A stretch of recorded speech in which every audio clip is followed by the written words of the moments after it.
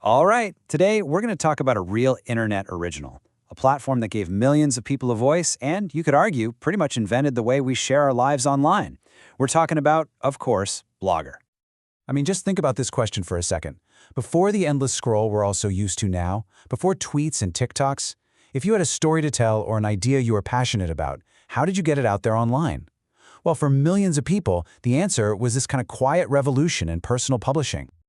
And yeah, that whole revolution, it all started with this tiny startup called Pyra Labs. This is the origin story of how the very idea of a blog just exploded from a niche tech hobby into, well, a global phenomenon.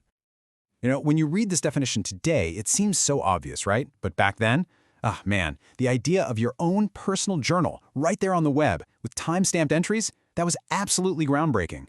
Blogger didn't just give us a tool, it literally gave a name and a shape to a whole new way of expressing ourselves. So who were the brains behind this whole operation? Well, it was Evan Williams and Meg Hourihan. Their little company, Pyra Labs, built this entire game-changing platform basically from scratch. It's just amazing proof that a small, really dedicated team could completely change the internet.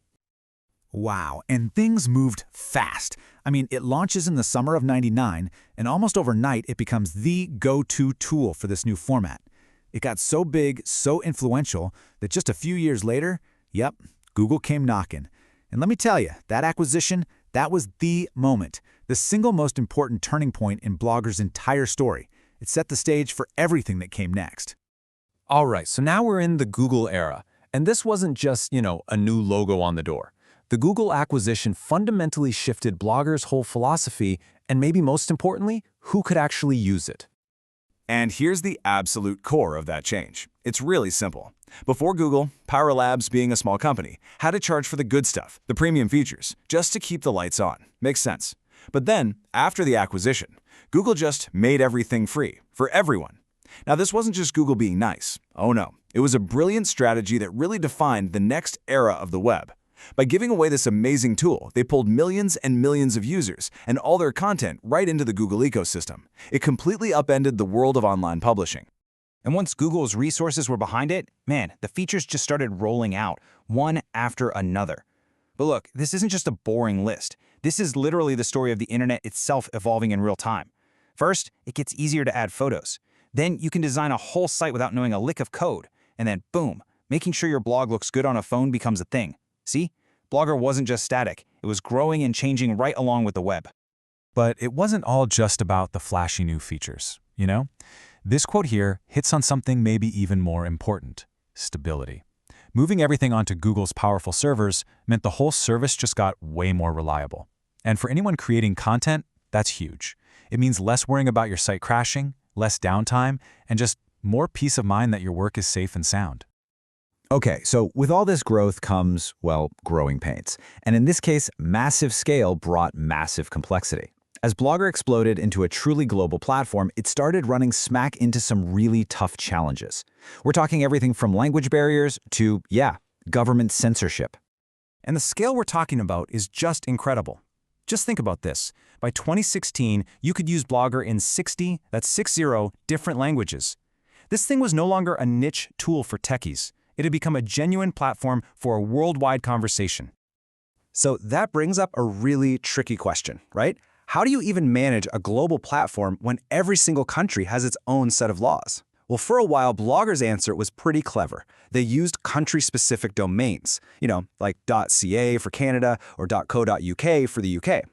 This let them do something really specific. They could block a blog in just one country to follow a legal order there, but keep it online for the rest of the world.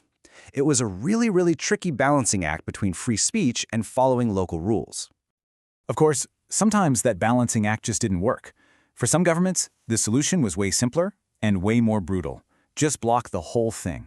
In places like China, Iran, and several others, the very voice that Blogger gave to people was seen as a threat. So it was silenced. And hey, the challenges weren't all coming from the outside. Get this. In 2015, Blogger suddenly announced it was banning all adult content. But the user community, they were not having it. The backlash was so fast and so huge that Blogger had to reverse the decision in just a matter of days. It was this incredible reminder that, this platform really belongs to its users, just as much as it does to Google. All right, so after that whole whirlwind tour of its history, where does that leave us? What is Blogger's legacy today?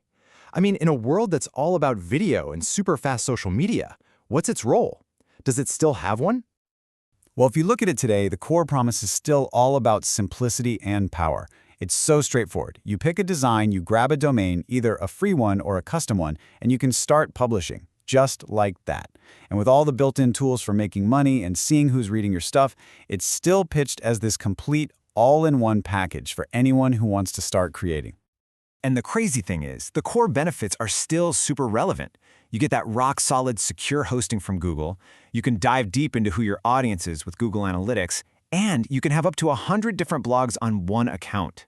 It's still this really robust, totally free platform for anyone who just wants to carve out their own little corner of the internet. And that really brings us to the big final question, doesn't it? In our world of 15-second videos and stories that vanish in 24 hours, does the humble blog even matter anymore? Is there still a place for thoughtful, long-form writing? Well, if you ask the millions of people still using platforms like Blogger, I think their answer would be a resounding yes. Thanks so much for tuning in.